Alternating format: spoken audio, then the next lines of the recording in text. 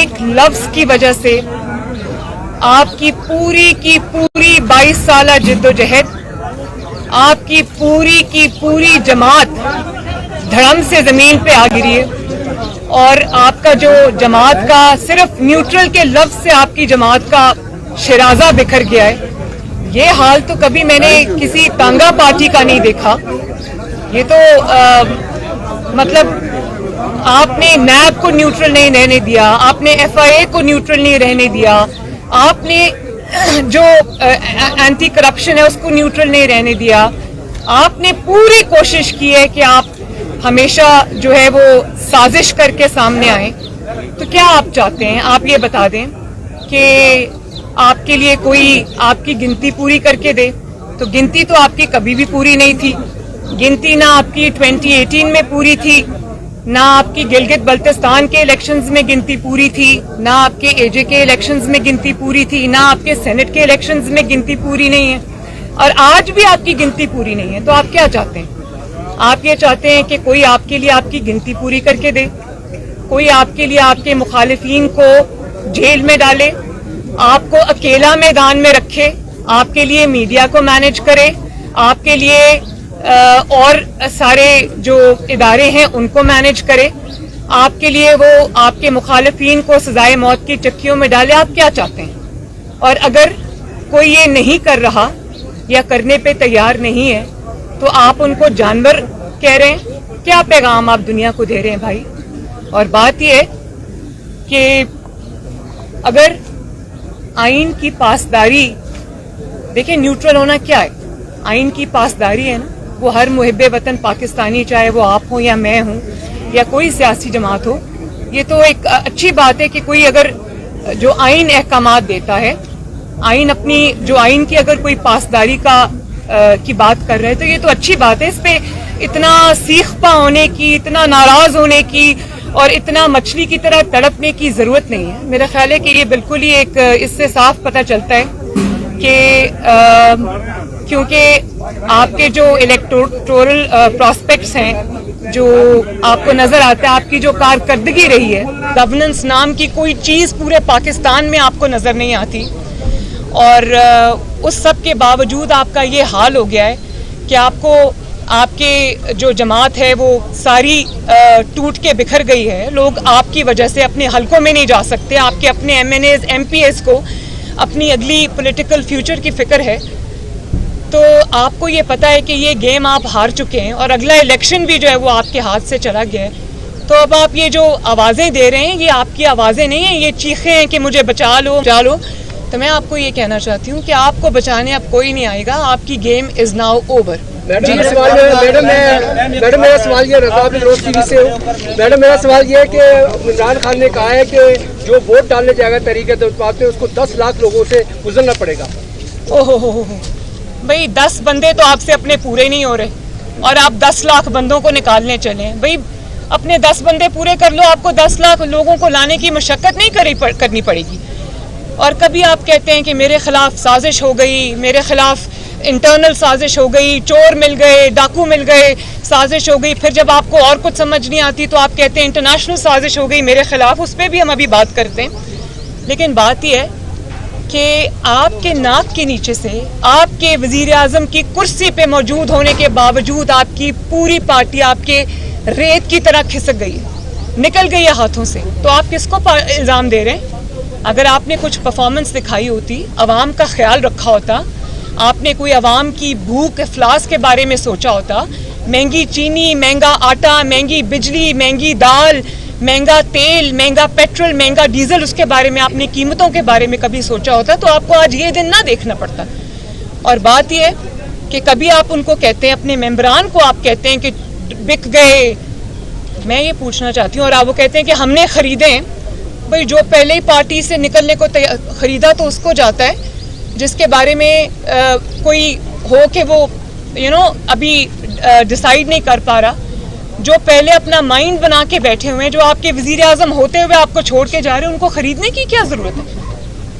تو یہ اگر آپ کو آئینے میں اپنا چہرہ نظر نہیں آتا تو میں آپ کو آپ کا چہرہ دکھا دیتی ہوں. ابھی سینٹ کے الیکشنز کو کوئی زیادہ وقت نہیں گزرا، کس طرح آپ نے اپنی مائنورٹی کو میجورٹی میں بدلا. سینٹ میں اپوزیشن کی میجورٹی تھی, آپ کی مائنورٹی تھی. کس طرح آپ سینٹ میں جیت گئے؟ اس وقت کیا کیا تھا آپ نے, ذرا کائنڈلی بتائیں. اس وقت کیا خرید و فروخت کی تھی, یا آپ نے اس وقت کوئی پریشرائز کیا تھا اپنے ممبران کو اور اپوزیشن کے ممبران کو, یا اس وقت آپ نے ہارس ٹریڈنگ کی تھی؟ اور اگر وہ اس وقت جائز تھی تو آج آپ کو کیا ایشو ہو رہا ہے؟ اور آپ کبھی ان کو کہہ رہے ہیں کہ یہ لوگ بک گئے, کبھی وہ ان کو لوٹے کہہ رہے ہیں, کبھی کچھ کہہ رہے ہیں, اور ساتھ ہی آپ ایک ان کو کہتے ہیں کہ آ جاؤ میں معاف کر دوں گا.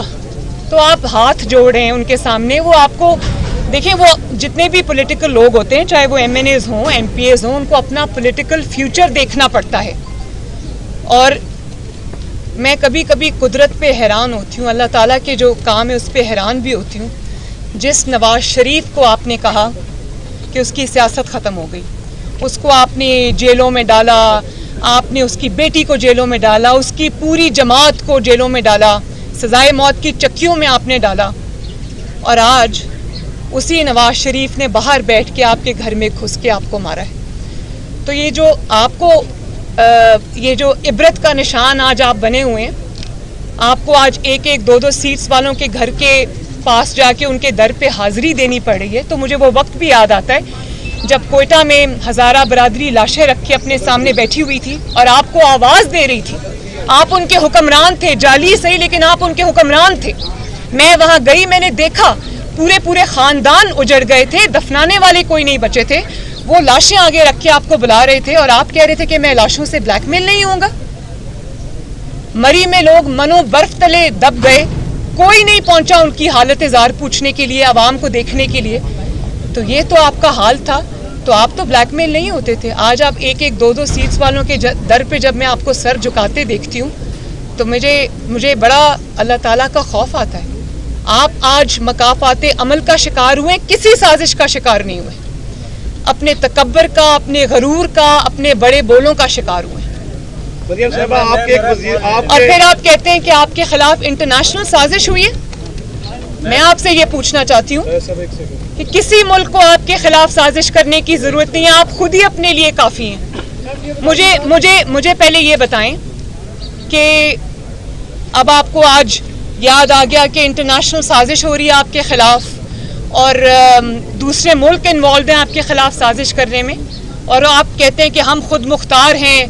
کل آپ نے بھارت کی تعریف بھی کی, خود مختاری کی, اور میں کیونکہ خود مختار ہوں, میری خود مختار ایک فارن پالیسی ہے تو اس کی سزا مجھے ملی ہے. تو میں آپ کو آئینہ دکھانا چاہتی ہوں اور میں آپ سے یہ پوچھنا چاہتی ہوں کہ ابھی کچھ دیر پہلے تو آپ بائیڈن صاحب کی کال کا انتظار کر رہے تھے اور پوری کوششیں کر رہے تھے کہ وہ کسی طرح آپ کو کال کر لیں, اور وہ کال جب نہیں آئی تو آپ کو خود مختاری یاد آ گئی. ابھی چند مہینے پہلے کی بات ہے کہ جب آپ امریکہ گئے تھے, وہاں سے واپسی پہ جب آپ کشمیر کا سودا کر آئے تھے تو آپ کہہ رہے تھے کہ مجھے آج ایسے لگ رہا ہے کہ میں ورلڈ کپ جیت کے آیا ہوں. تو اس وقت آپ کی خود مختاری کہاں سو رہی تھی؟ تو کسی کو آپ کے خلاف سازش کرنے کی ضرورت نہیں ہے. اور یہ جو سازش والا پروپیگنڈا ہے نا, یہ آپ نہ کریں. لوگ ہنستے ہیں آپ کے اوپر, آپ کی نا اہلی, آپ کی نا لائکی, آپ کی نا سمجھی, آپ کی نا عاقبت اندیشی کی وجہ سے پاکستان نے آج ہر ملک جو ہے وہ اس کو آپ نے ناراض کر دیا. پاکستان کے دوست ممالک جو ہسٹوریکلی آپ کے دوست رہے ہیں, آج وہ بھی آپ سے ناراض بیٹھے, کیونکہ آپ کو پتہ ہی نہیں ہے کہ ملک کس طرح چلایا جاتا ہے, فارن پالیسی کس چیز کا نام ہے, اور کس طرح آپ نے ایک ایک گن کے میں آپ کو گنوا سکتی ہوں کس طرح آپ نے تعلقات خراب کیے ہیں. دوسرے ملکوں نے آپ کو تحائف دیے, آپ ان کو جا کر 5 ملین ریال میں بیچ آئے. تو آپ پاکستان کی کیا تصویر لوگوں کے سامنے پیش کر رہے ہیں؟ اور آج اگر آپ اپنی ناکامی, نالائکی, نا عاقبت اندیشی کو اگر آپ سازش کا نام دیں گے تو دنیا ہنسے گی. آپ مریم صاحبہ, آپ کے ایک وزیر داخلہ تھے چوہے نثار علی خان, وہ بنی گالہ پہنچے ہیں جیپ لے کے, اور کہا یہ جا رہا ہے کہ نون لیگ کے بعض ایم پی ایز ان کے ہاتھ میں ہیں. پنجاب کی صورتحال کیا ہے؟ بڑی مزے کا خیز بات ہے یہ. اور سوال جی.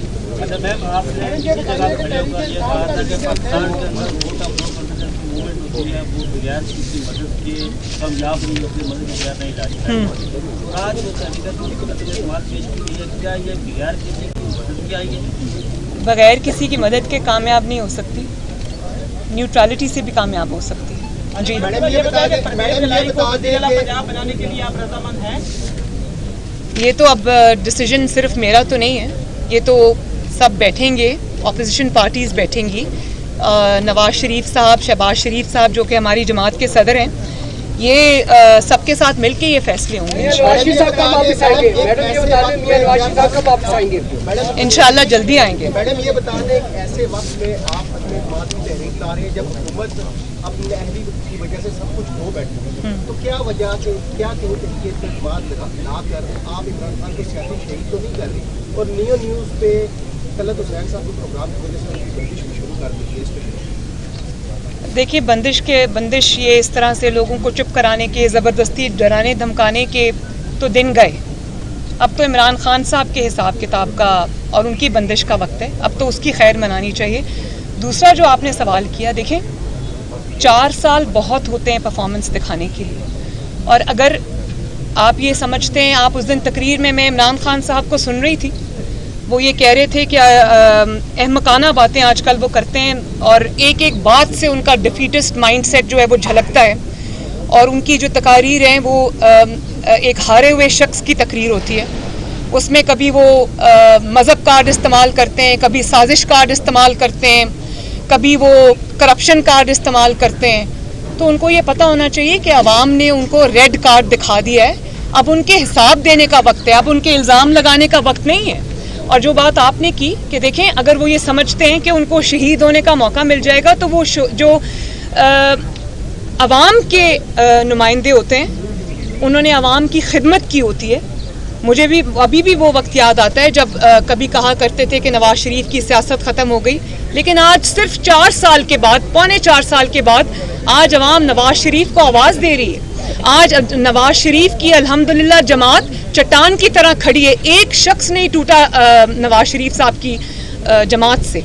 और मुझे वो वक्त भी याद आता है, देखिए नवाज शरीफ साहब के साथ भी ज़्यादतियाँ हुई हैं, उनको भी उसकी बहुत बड़ी पॉलिटिकल और पर्सनल कॉस्ट देनी पड़ी हैं, लेकिन कभी उन्होंने तहजीब का दामन, तमीज़ का दामन हाथ से नहीं छोड़ा। उन्होंने कभी जलसों में खड़े होकर ये धमकियाँ नहीं दी कि मैं बहुत ख़तरनाक हो जाऊँगा।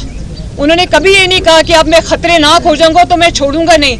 और मुझे पता है कि ये धमकियाँ वो अपोजिशन को नहीं दे रहे, क्योंकि अपोजिशन ने तो उनका अताब जो है, उनका जो जुल्म है, उनके मजाले में उनको 4 साल बर्दाश्त किया है, फिर भी खड़े रहे। ये धमकियाँ वो किसी और को सुना रहे। आप समझती हैं इमरान रूहानी कमजोर हो गया? और दूसरी बात ये कि कोई उनको ये समझाने वाला भी नहीं है कि ग्रेस अंडर प्रेशर क्या होती है। मतलब हम भी उन्हीं मरहलों से गुजर कर आए हैं, लेकिन कभी गालम गलोच नहीं की, कभी ज़बान दराजी नहीं की, कभी बाजारी ज़ुबान इस्तेमाल नहीं की, कभी बोहतान नहीं लगाया, असूल पर बात की है, फैक्ट्स पे बात की है। और आप जब तकरीर करने खड़े होते हैं तो आप मज़हब का नाम लेते हैं। कभी आपने रियासत मदीना का नाम लिया और आपने अवाम के ऊपर बदतरीन मजालिम ढाए, और अब आप कहते हैं कि अमर बिल मारूफ। अमर बिल मारूफ का मतलब है कि नेकी का हुक्म दो और नहीं अनिल मुनकर कि आप बुराई से रोको। तो आपने जो अपने जलसे का नाम रखा है अमर बिल मारूफ, तो मैं आपसे ये पूछना चाहती हूँ कि आप कौन सी नेकी है, कौन सी अच्छाई है जिसका हुक्म दे रहे हैं लोगों को? क्या आप लोगों को ये बता रहे हैं कि आपने जो आटे की कीमतें, चीनी की कीमतें, डीजल की कीमतें, पेट्रोल की कीमतें, तेल की कीमतें, सब्जियों की कीमतें, दाल की कीमतें, दवाइयों की कीमतें आपने आसमान पर पहुँचा दी हैं, तो क्या उस अच्छाई में आपका साथ दें?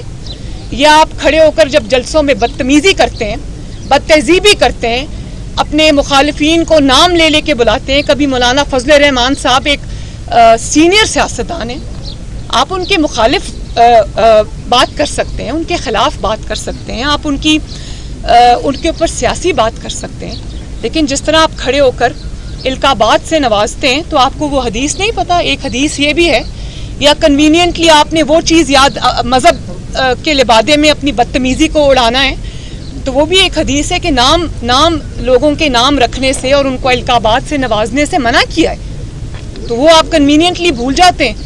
बिलावल को आप कहते हैं कि उसकी उर्दू अच्छी नहीं, उसकी आप नकलें उतारते हैं, मस्खरे लगते हैं आप जब ये काम करते हैं। तो क्या लामहला आपके दिमाग में ये बात नहीं आती कि जो शख्स, ये भी सल्लल्लाहु अलैहि वसल्लम नहीं कह सकता, जो शख्स रूहानियत को रूहूनियत कहता है, جو شخص خاتم النبیین اپنے حلف میں نہیں کہہ سکتا، اس کو کیا یہ حق حاصل ہے کہ وہ دوسروں پہ تنقید کرے؟ بلکہ جو آپ نے کلچر بدتمیزی کا، بد تہذیبی کا پاکستان کے اندر انٹروڈیوس کر دیا ہے، میں بطور ماں اپنی پاکستان کی ماؤں سے یہ گزارش کرتی ہوں کہ آج کل جب ایک ذہنی توازن خراب شخص اگر ٹی وی پر آ کر بدتمیزی کرتا ہے اور بدتمیزی کی ترغیب دیتا ہے تو اپنے بچوں کو کائنڈلی وہاں سے اٹھا دیا کریں کہ ہم نہیں چاہتے کہ ہمارے بچوں کے اندر یہ کلچر جو ہے وہ صلاحیت کرے۔ میم یہ بتائیے کہ تحریک انصاف کا میڈیا سیل جو ریاستی اداروں کے خلاف آج پروپیگنڈا کر رہا ہے، دیکھیں میں نے پہلے بھی اس بات کا جواب دے دیا، میں ایک دفعہ پھر سے جواب دے دیتی ہوں کہ اگر نیوٹرل کا مطلب یہ ہے کہ آپ کی اب مدد کو کوئی نہیں آ رہا اور نیوٹرل کا آپ یہ مطلب نکال رہے ہیں کہ وہ سب آپ کو آ کے بچائیں، تو دیکھیں نیوٹرل ہونے کا مطلب اسی کی جدوجہد ہم نے بھی کی ہے، اور ہر آئین پسند شہری، آئین ایک پاکستان کا آئین ہے، اس کی پاسداری ضروری ہے، اور اگر اس کی پاسداری کرنا کوئی کر رہا ہے تو یہ اچھی بات ہے، اس کو تو ویلکم کرنا چاہیے، اسی کے لیے تو ہم نے اسٹرگل کی ہے۔ تو میں آپ کو پہلے بتا چکی ہوں کہ یہ جو گالم گلوچ آج کل آپ سوشل میڈیا پہ بھی دیکھ رہے ہیں، تہذیب کے دائرے میں رہ کے بات کریں، گالم گلوچ نہیں، ہم کیا کچھ نہیں برداشت کر کے آئے۔